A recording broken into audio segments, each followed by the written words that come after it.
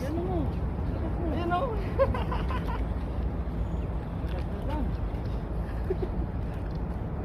Nadagdagan. Ayan guys ko. Oh, ayan guys ko. Oh, mga ka-friends. 3, 2, 1.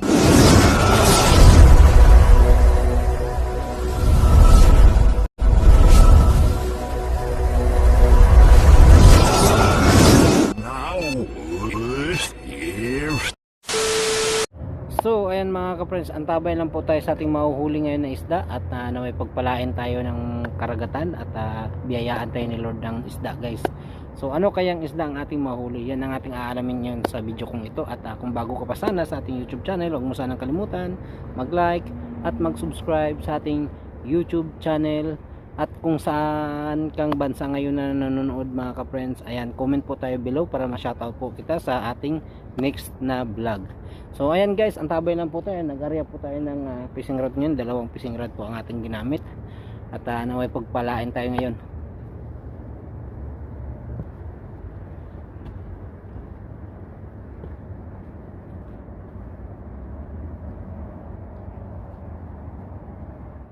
Mga ka-friends, antabay lang tayo kasi medyo yung tubig ngayon mga ka-friends, low tide na low tide. So kaya yung isda hindi katulad nung pagpunta natin nakarang araw, paghagis ko mga 10 minutes lang, 15 minutes nakadali kagad tayo ng isda. Ngayon medyo matagal-tagal to kasi gawa ng medyo low tide yung tubig, yung ano pero pagpalain tayo, ganun pa rin, tiwala lang, think positive, ganun talaga kailangan pag nagpi-fishing, think positive, huwag tayo maging mawalan agad ng pag-asa, ganun lang talaga. Ano lang kasi ang pagpi-fishing patient, kailangan mo rin maglaan ng oras at may tiwala sa sarili, tiwala sa Panginoon, ganun lang ang pagpi-fishing. So ayan guys, antabay na tayo ha. So ayan mga ka-friends, antabay tayo, binabayo yung isang fishing rod natin pinapapak mga ka-friends, kita nyo gumagalaw yung fishing rod natin.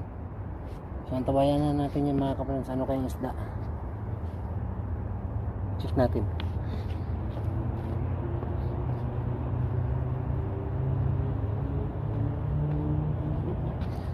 Ayan mga ka-friends, check natin ha.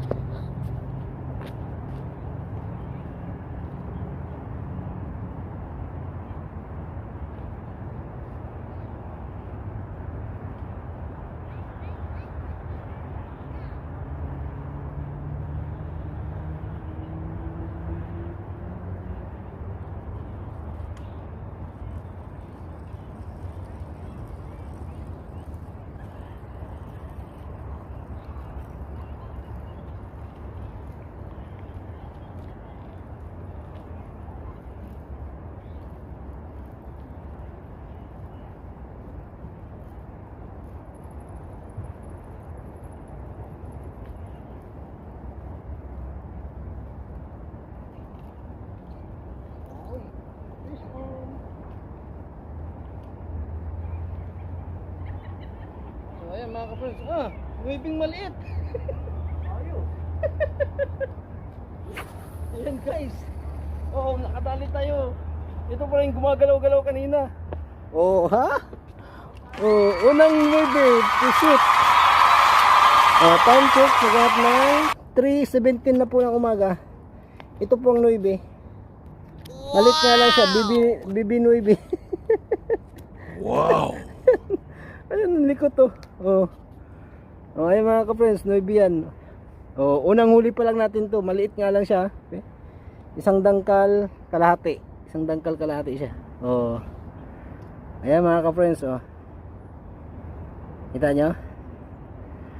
Di ba? Ayan mga ka-friends. Dito na to, lumundok.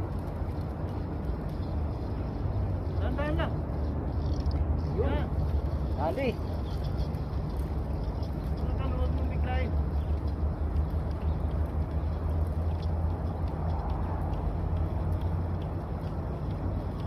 Yun?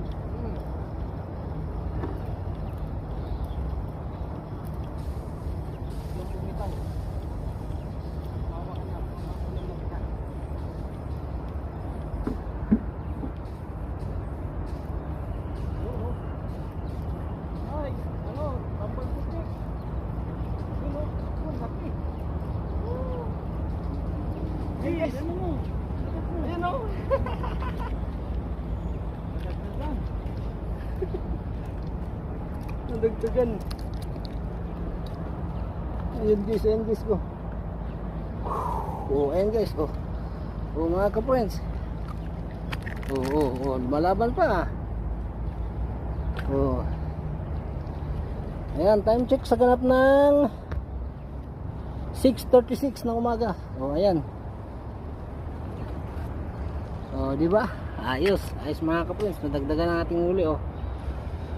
Oh. Laki. Oh. Panalo. Ayan guys. Salamat kay Lord.